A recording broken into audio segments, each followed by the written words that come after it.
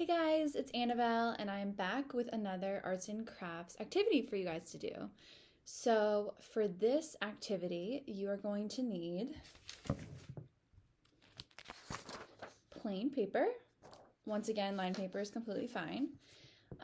Scissors and a pencil. And then just like the last craft, you're also going to want to get anything that you like to draw with. So markers, colored pencils, whatever you like. So pause the video, go grab your supplies, and then when you come back, we can do the activity together. You're also gonna need a stapler, forgot to mention that. So before we continue, I'm going to show you guys my craft so that you can decide if you even want to do this craft activity. So here's mine. It is a flip book. And I had a lot of fun making it, so I think you should stick around, but this is what the end product will be.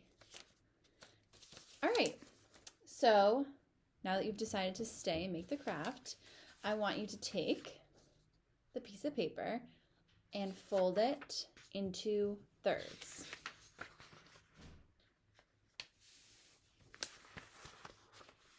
It doesn't have to be perfect, just like all of our crafts. Definitely doesn't have to be perfect. Okay, so I have folded this paper into thirds. Once you do that, you're going to grab your scissors. And right on the creases, you're going to cut with the scissors. As you cut, you should end up with 3 identical pieces of paper. So I'll show you what they should look like.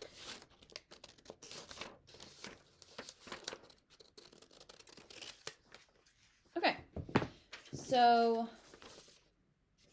1, 2, 3. So if you use just one piece of paper, then you'll have 3 pages to your flip book. But if you want to add in more pages, then you can do the exact same thing we just did with another piece of paper. But for now, you will have 3 different pages for your flip book. All right, and the next step is splitting one page into thirds. So I'll show you how to do that. So you kind of, I just eyeball it, but you can, once again, make this fun and educational, and you can actually measure to make sure that you are accurately splitting it into thirds. Now that you've split your sheet of paper into thirds, you can do it with the other 2 sheets of paper that you have. And then we're going to get into the fun part, which is decorating your pages. Just to give you guys some ideas for decorating your characters and pages, I'm going to show you mine. So this is Snorkel Cat. So really my idea was to have one very recognizable thing in each section. So for Snorkel Cat's face, he's got the snorkel. For Snorkel Cat's body, he has the floaties, and then for his legs, he has the flippers. So each of the cats that I made had like a recognizable body, face, and legs. So here's Clown Cat's legs and body, and then Clown Cat, I believe, is wearing a little clown hat. And then I have Mermaid Cat, who has like a mermaid body with a mermaid tail and a necklace. And then we have Cowboy Cat. Oh, that's a mermaid tail. Cowboy Cat, who has like a little vest and cowboy boots and a cowboy hat. So it makes it really fun if you have something recognizable in each section, so that when you're mixing and matching, it just looks that much more silly. So go ahead and decorate your characters. All right, the next step. You have all of your pages decorated. Each box is filled with a different character's head, body, and legs. So now what we're going to do is actually make these pages flippable, which means you're going to take your sheet of paper. So mine's blank, but yours should have your head, body, and legs. And you're going to take your scissors and you're going to cut on the pencil lines that you should still be able to slightly see. And you're going to go almost all the way to the end. So I'll show you how much to leave. I would say leave about that much. Yeah, leave about that much left because you still want to be able to bind your book together. So you're going to do that with the other line too.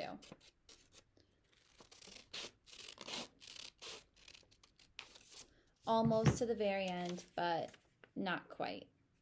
So then you should have a piece of paper with your character on it that has 3 different little pages like this now. And then do that with your other pages, and then we're going to come back together. So once you have all of your characters in order, the last step is to make your cover page. So you can either cut a new sheet of paper into thirds, or if you already did cut multiple sheets of paper into thirds because you wanted to have a really long flip book, then just use one of those thirds, but you want to make sure that it's the same size as your character pages because you want it to like fully cover your characters. So here's mine. I just did kind of simple my flip book, and then obviously you can write whatever you want. So blank your name's flip book and decorate it however you want, and then this will go on top, or it'll be the first page of your book. So it'll be the title page. So go ahead and decorate your title page, and then we will do the next step. All right, so now that you have all of your character pages done, they've been cut, and you have your title page decorated, we are going to bind the book. So you're going to need your stapler for this, so go ahead and get out your stapler. You're going to make sure that all of the pages are in the right order, so whatever order you wanted them in, and then you're going to make sure that the side where you didn't cut the sections into the face, body, and legs, you're going to make sure that that's on your left. So make sure that the side where you didn't cut all the way to is going to be on the left. And then go ahead and put your title page on top of that.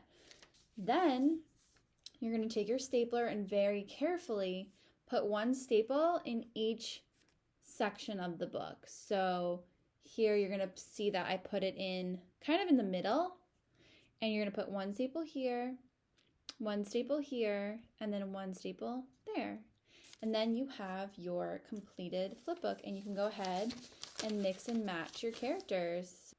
Thank you guys so much for taking part in my flipbook activity. I hope you had fun. I had a lot of fun making mine. Keep an eye out on our Facebook page for more YouTube links to fun activities just like this one.